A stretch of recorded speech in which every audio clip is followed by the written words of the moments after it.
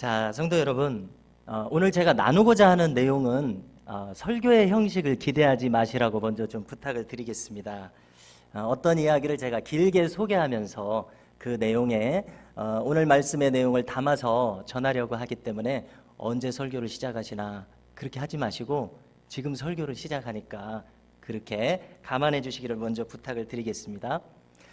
네, 2016년에 미국 영화 중에 그 신앙 영화가 하나 있었습니다. 그 제목은 미라클 프롬 헤븐이라는 영화입니다. 우리말로 옮긴다면은 천국으로부터 온 기적 이런 뜻의 영화입니다. 자, 이 영화의 주인공은 애나라고 하는 10살짜리 소녀가 주인공이고요. 그다음에 엄마는 크리스티라고 하는 이름을 가졌습니다. 자, 그런데 이 엄마는 혹시 이 헐리우드 배우 중에 제니퍼 가너라고 하는 여배우가 있어요. 그런데 약간 남성스러우면서도 미인인 그런 유형의 배우인데 혹시 아시는지 모르겠습니다. 자, 이 유명한 헐리우드 배우가 신앙 영화에 출연하니까 좀 이렇게 친근하게 느껴지더라고요. 그다음에 이 가정의 아빠는 케빈입니다. 딸만 셋인 이 다복한 가정에 애나는 10살 된 여자아이였고 또 이 이야기는 실화를 바탕으로 했답니다. 자, 참 행복해 보이는 이 가정에 불행이 찾아옵니다. 이 사랑스러운 애나가 갑자기 불치병에 걸리게 됩니다. 그 병은 어떤 병이냐면 이 작은 창자가 있지 않습니까? 작은 창자에서 음식물을 소화를 시키지 못하는 병입니다. 자, 그럼 우리가 예상할 수 있는 것은 이제 속에서 썩는 이제 그런 상황이 벌어지겠죠. 그래서 복수가 차오르고요. 그다음에 이제 치료를 해야 되는데 천신만고 끝에 이 미국에서 이 분야에 있어서 최고의 전문가를 소개받습니다. 이분은 이 보스턴이라는 도시에 있는 이 멕시칸 계통의 라코 박사라고 하는 이분의 클리닉에 이제 들어가게 됩니다.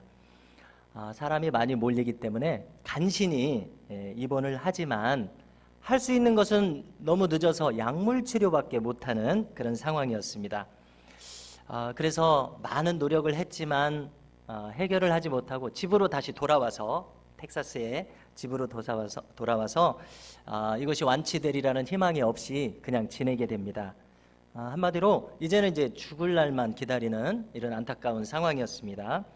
자, 그런데 이 집에는 이제 넓은 정원이 있었고 큰 고목나무가 있었습니다. 그 고목나무는 가운데가 파여 있는 한 10m 정도 되는 그 정도 돼 보입니다. 그 고목나무가 있었습니다. 자, 그런데 언니와 함께 놀다가 어떤 일이 생기겠습니까?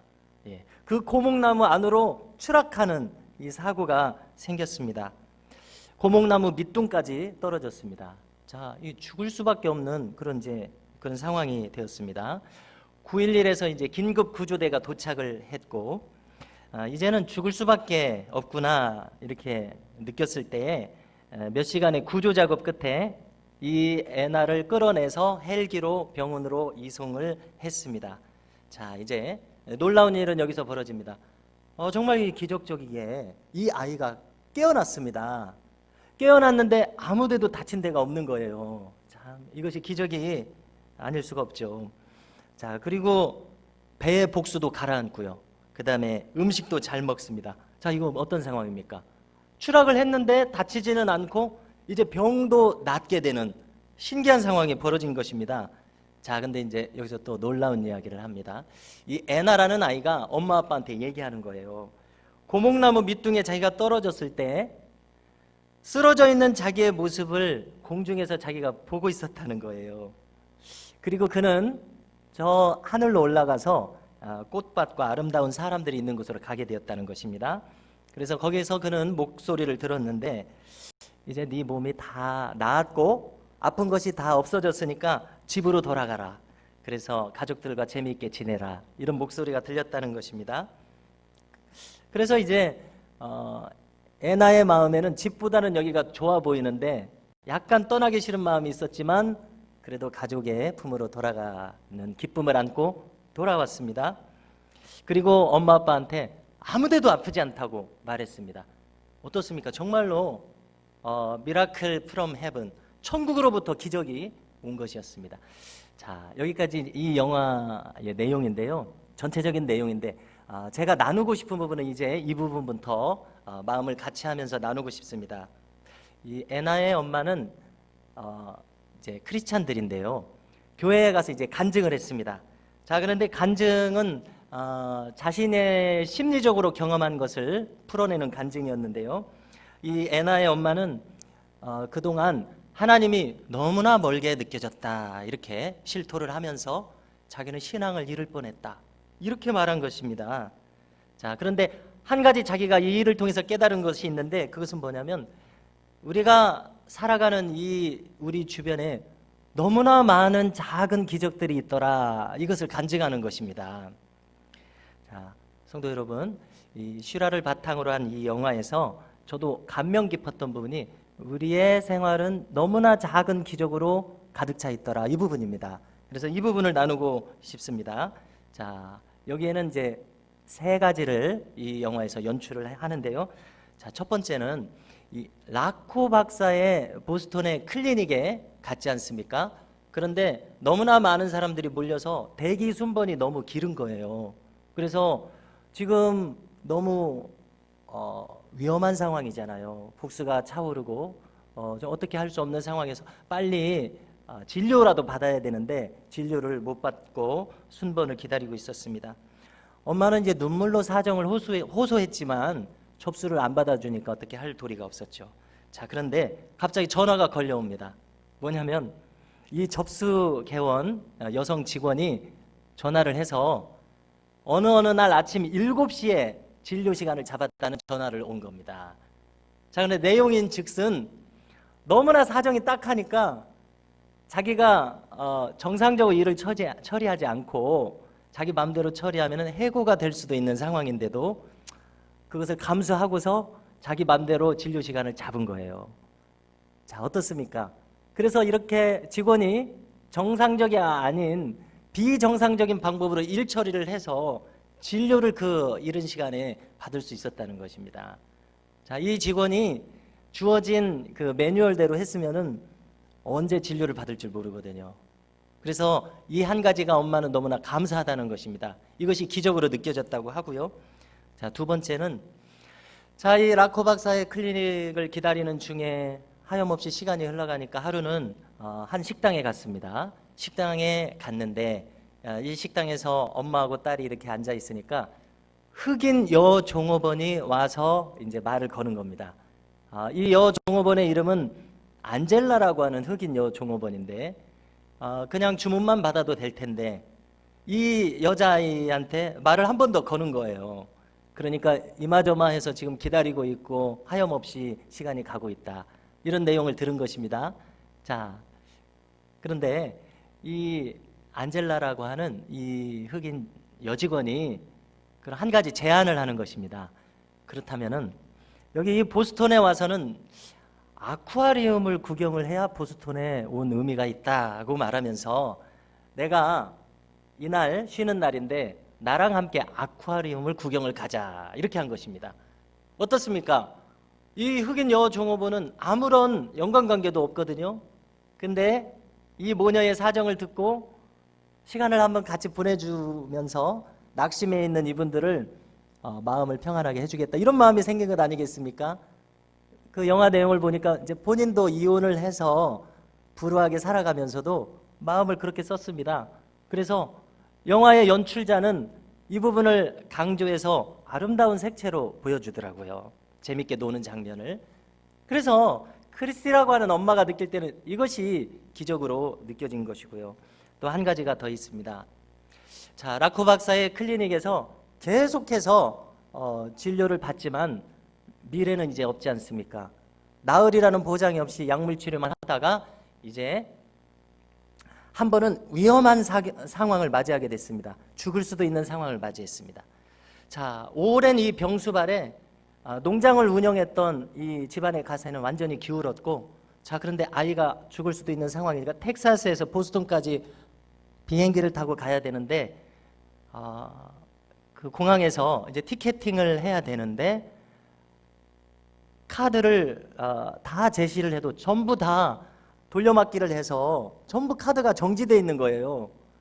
그리고 뒤에는 티켓팅을 하려고 사람들이 줄지어 서 있고 땀을 뻘뻘 흘리는 그 상황 어떻습니까? 비행기표를 못 끊잖아요. 자, 그때였습니다. 티켓팅을 해주는 항공사 직원이 자기 컴퓨터를 꺼버리는 겁니다. 그리고 말하는 거예요. 아, 컴퓨터가 고장이 났네요. 수동으로 발권을 해야겠네요. 이러더니 그냥 자기 마음대로 발권을 해주는 것이었습니다. 너무나 놀랍지 않습니까?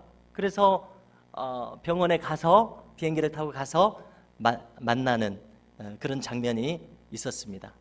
크리스티는 이것이 예상치 못했던 뜻밖의 다가온 기적으로 묘사를 하고 있습니다. 자, 성도 여러분, 이 실제 있었던 이 실화를 바탕으로 한 영화에서 저는 이 간증 이후에 이 나머지 세 가지 에피소드에서 큰 마음의 공감을 가지게 되었습니다.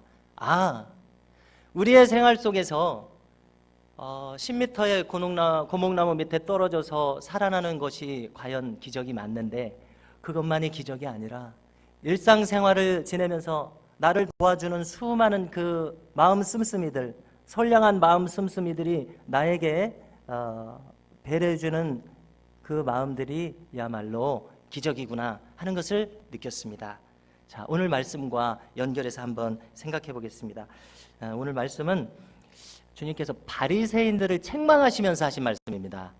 뭐라고 책망하셨냐면은 너희 입에서 어찌 선한 말이 나오겠느냐라고 책망하셨습니다. 너희가 항상 악한 것을 생각하는데 어떻게 너희 입에서 선한 말이 나오겠느냐 이렇게 말씀하신 것이거든요.